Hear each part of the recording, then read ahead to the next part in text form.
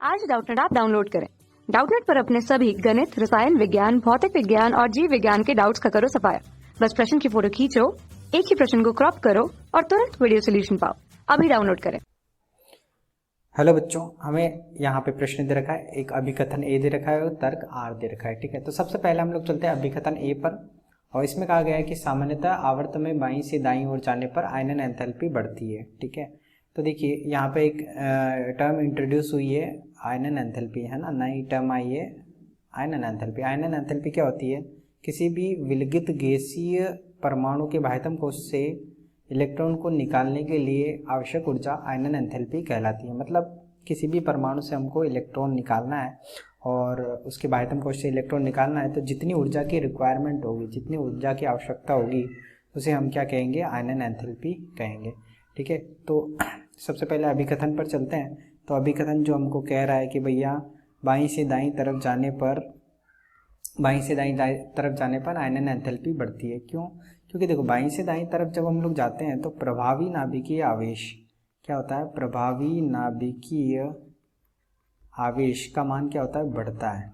ठीक है, जिसे हम Z इफेक्टिव भी कहते हैं। इसे Z इफेक्टिव के नाम से भी जाना जाता है। तो इसका मान क्या होता है? बढ़ता है। इसका मान अगर बढ़ेगा तो बाईं से दाईं तरफ जाने पर प्रभावी नाभिकीय आवेश अगर बढ़ेगा तो इलेक्ट्रॉनों पर आकर्षण भी क्या होगा? बढ़ेगा।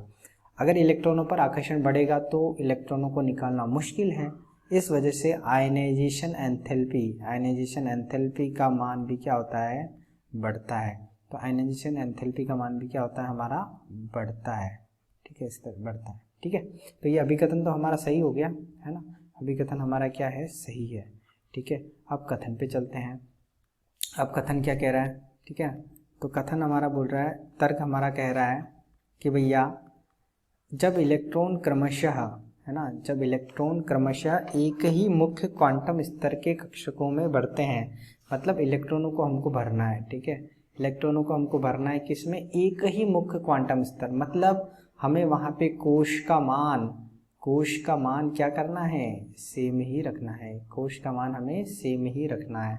ठीक है, तो आंतरिक क्रोड मतलब अंदर के इलेक्ट्रॉन, आंतरिक क्रोड के इलेक्ट्रॉन मतलब अंदर के इलेक्ट्रॉन, एक तो होते हैं बाह्यतम कोश के इलेक्ट्रॉन और एक होते हैं अंदर के कोशों के इलेक्ट्रॉन।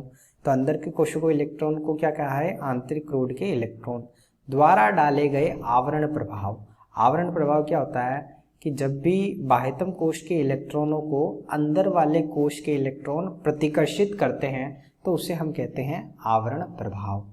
ठीक है, अब ये बोल रहा है कि भाई बाईं से दाईं तरफ जाने पर आवरण प्रभाव में वृद्धि होती तो है, लेकिन ज़्यादा वृद्धि नहीं होती, अधिक वृद्धि नहीं होती, जो कि नाभिक के बढ़े हुए आकर्षण, मतलब बाईं से दाईं तरफ जाने पर नाभिक के आकर्षण में भी वृद्धि होती है, वो भी बढ़ता है, लेकिन आवरण प्रभाव में कम वृद्धि होती है और नाभिक के आकर्षण में ज़्यादा वृद्धि होती है। तो आवरण प्रभाव में इतनी अधिक वृद्धि नहीं होती जो कि नाभिक के बढ़े हुए आकर्षण की पूर्ति कर सके। तो कुल मिला के आकर्षण बल क्या होता है? बढ़ता है। इस वजह से आयनन एंथैल्पी या आयनाइजेशन ऊर्जा बढ़ती है। ठीक है, आइए इसको और समझते हैं थोड़ा सा। जैसे कि हम जानते हैं कि Z इफेक्टिव, है ना, Z इफेक्टिव का हमारे पास सूत्र क्या होता है? Z minus sigma. ठीक है, तो यहाँ पे Z जो है, Z किसको व्यक्त करता है? Z यहाँ पे किसको व्यक्त करता है? नाभिक के आवेश को। तो बाईं से दाईं तरफ जाने पर नाभिक के आवेश में ज़्यादा वृद्धि होती है, लेकिन अगर हम लोग सिग्मा की बात करें, इसके हम कहते हैं आवरण प्रभाव। इस आवरण प्रभाव के मान में वृद्धि होती तो है पर कम वृद्धि होती है ना। क्या होता है? कम वृद्धि होती है। तो अगर ओवरऑल देखें तो Z इफेक्टिव के मान में क्या होगी? वृद्धि होगी।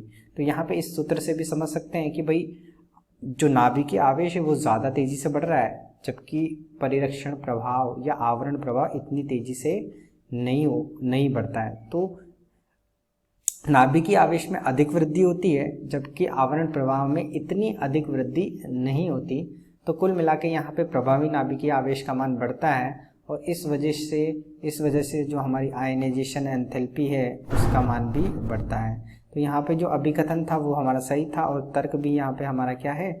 सही है। और तर्क जो है वो अभिकथन को सही अच्छे से एक्सप्लेन भी कर रहा है, सही से व्याख्या कर रहा है। ठीक है, अब हम लोग चलते हैं हमारे ऑप्शंस पे। तो ऑप्शंस पहला है कि भैया ऑप्शन हमारा है कि अभिकथन सही है और तर्क का कथन गलत है। तो ये तो बिल्कुल ही गलत हो गया। ठीक है, अभिकथन और तर्क दोनों सही कथन है और तर्क अभिकथन का सही स्पष्टीकरण है। तो ये हमारा क्या है, सही है। ठीक है, अब हम लोग चलते हैं हमारे तीसरे पे, अभिकथन और तर्क दोनों ही गलत कथन है। नहीं, ऐसा तो था ही नहीं। चौथे पे चलते, अभिकथन गलत कथन है एवं तर्क सही कथन है, ऐसा भी नहीं था। तो ये भी हमारा क्या हो गया, गलत हो गया। तो अगर सही उत्तर की बात करें तो ऑप्शन नंबर 2 हमारा क्या है, सही उत्तर है।